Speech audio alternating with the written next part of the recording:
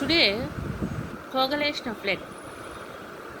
Generally, blood shows clotting or coagulation after some time in response to an injury. This is a mechanism to prevent excessive loss of blood from the body. So, in order to prevent the excessive loss of the body, blood from the body, it should clot. A dark reddish brown scum will be formed at the site of the cut. It is called clot or coagulum, formed by a network of threads of fibrins which are insoluble, in which dead and damaged elements of blood are trapped. That is why the clot is formed with these fibrins and these dead cells, dead elements.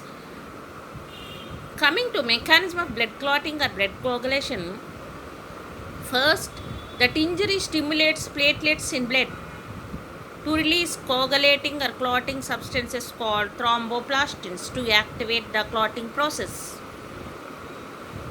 And the tissues at that site also release these thromboplastins.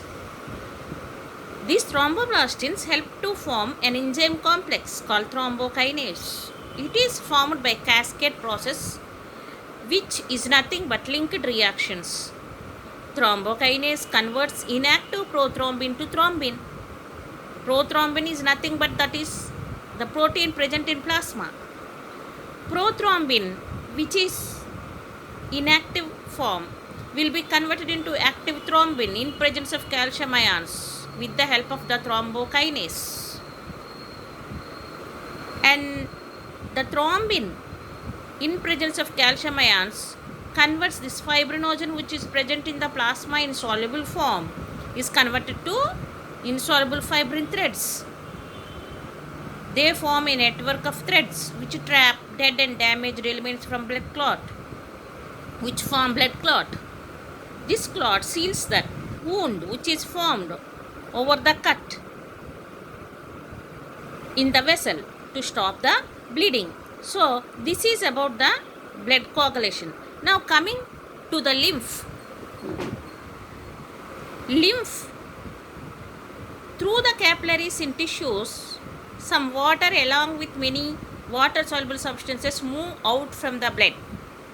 Generally, arteries will supply oxygen and nutrients to the tissues. No, those arteries will have arterioles, capillaries, which are with thin walls. So, through their thin walls, some water along with water soluble substances move out into the intercellular spaces.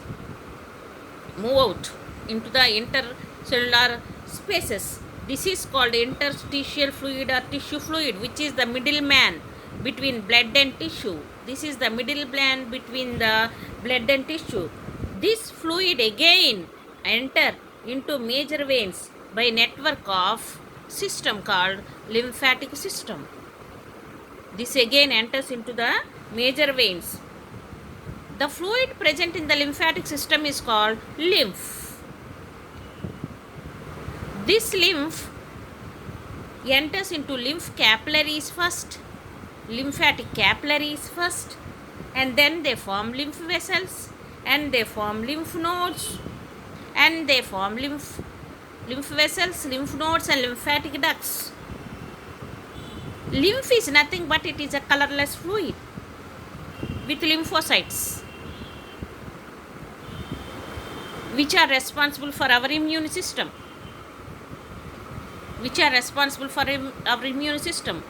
Lymph capillaries are the smallest vessels of lymphatic system, which form network in intercellular spaces. They have endothelial cells with pores, so that proteins and fats enter into them. Once the tissue fluid enters into lymphatic system, it is called lymph. Lymph capillaries form lymph vessels. Lymph vessels open into the ducts. In the towards the left side, thoracic duct will be formed. Towards right side, lymphatic duct will be formed. These ducts, the left thoracic duct open into left subclavian vein, and the right lymphatic duct open into right subclavian veins. These veins, through smaller veins, enter into major vein, superior vena cava, which opens into the right atrium of the heart. Thus, the tissue fluid formed by the filtration of the blood will be returned to the circulatory system again. Lymph nodes are nothing but they are formed at regular intervals in lymphatic vessels. They are the sites of the lymphocytes. They are abundant in neck, groin, and armpits. And that lymph is filtered. It contains phagocytic cells which help to remove pathogens. They have lymph nodes. In addition to this lymph nodes, tonsils which are present at the site of the pharynx, back of the throat.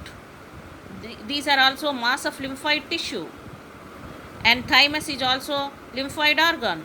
And spleen is also lymphoid organ. So these are all lymphoid organs which produce lymphocytes, which is responsible for our immunity. Okay, tomorrow let us continue.